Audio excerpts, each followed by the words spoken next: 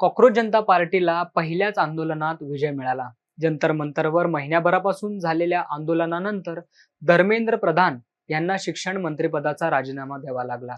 भारतीय जनता पक्ष केंद्र सरकारला ही मोठी चपराक मानली जात आहे. विद्यार्थ्यांवर झालेल्या पोलिसांच्या हल्ल्यानंतर या आंदोलनाला अधिक बळ मिळाले. आंदोलकांच्या दृष्टीने आंदोलनाचा शेवट गोड झाला, मात्र हे आंदोलन भाजप आणि त्यांच्या समर्थकांच्या जिव्हारी लागले. या संबंधीचा एक व्हिडिओ सध्या सोशल मीडियावर व्हायरल होतोय.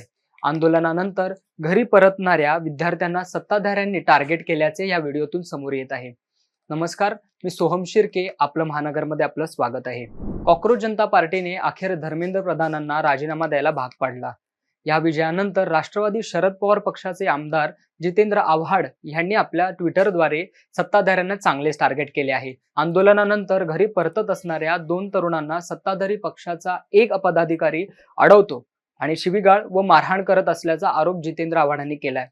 आमदार जितेंद्र आव्हाड यांनी पोस्ट केलेल्या व्हिडिओमध्ये सत्ताधारी पक्षाच्या पदाधिकाऱ्याने कॉक्रोच जनता पार्टीच्या आंदोलनातून घरी परतणाऱ्या 2 तरुणांना तुम्ही हिंदू आहात का अशी विचारणा केली. सीजेपीच्या आंदोलनाला का आलात असे विचारत त्यांना मारहाण केली. तुम्ही कुठून आलात, तुमचे नाव काय आहे असे विचारत त्यांना पदाधिकाऱ्याने शिवीगाळ केली.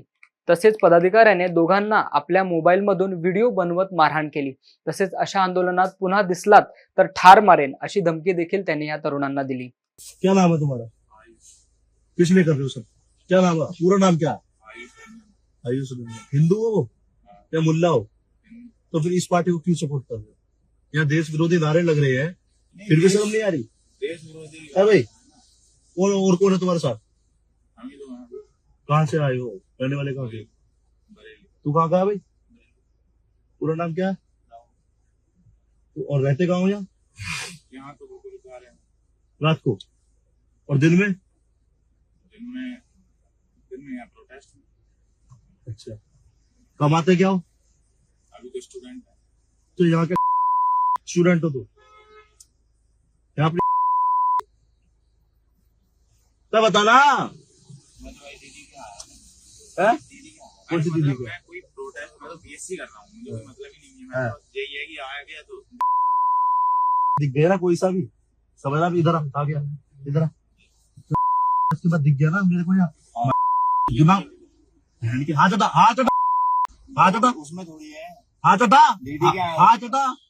अभी अभी कैसे करता प्रोटेस्ट में? मैं फिल्म कोई अभी कैसे करता प्रोटेस्ट में आया हूँ? है? इधर सुन, हो गया भैया। माफी मांग वीडियो पे। ओए इधर आ, इधर आ, माफी मांग वीडियो पे। रोए गेट बंद कर, माफी मांग।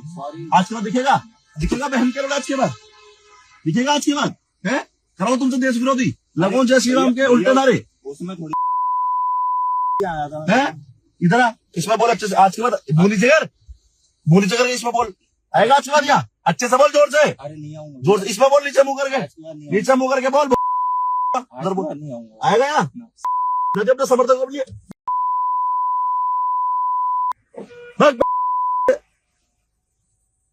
या व्हिडिओला ट्विट करत आमदार आव्हाड यांनी सरकारवर निशाणा साधला.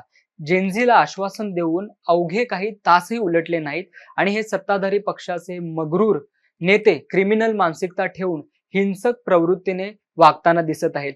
स्वतःच्या वरिष्ठ नेतृत्वाने दिलेल्या आश्वासनाला वाटाण्याच्या अक्षता लावत त्याचे व्हिडिओही अभिमानाने प्रसारित केले जात आहेत. हा प्रकार अत्यंत गंभीर असून कायद्यापेक्षा कोणीही मोठा नाही. संबंधितांवर तात्काळ गुन्हा दाखल करून त्यांना अटक करावी अशी मागणी केली आहे. यावर आता सरकार कारवाई करणार का हे पाहणे महत्त्वाचे ठरणार आहे. अशा नवनवीन व्हिडिओज पाहण्यासाठी आपलं महानगर लाईव्ह चॅनलला सबस्क्राईब करा. तसेच आमच्या सोशल मीडिया प्लॅटफॉर्म्सला फॉलो करा.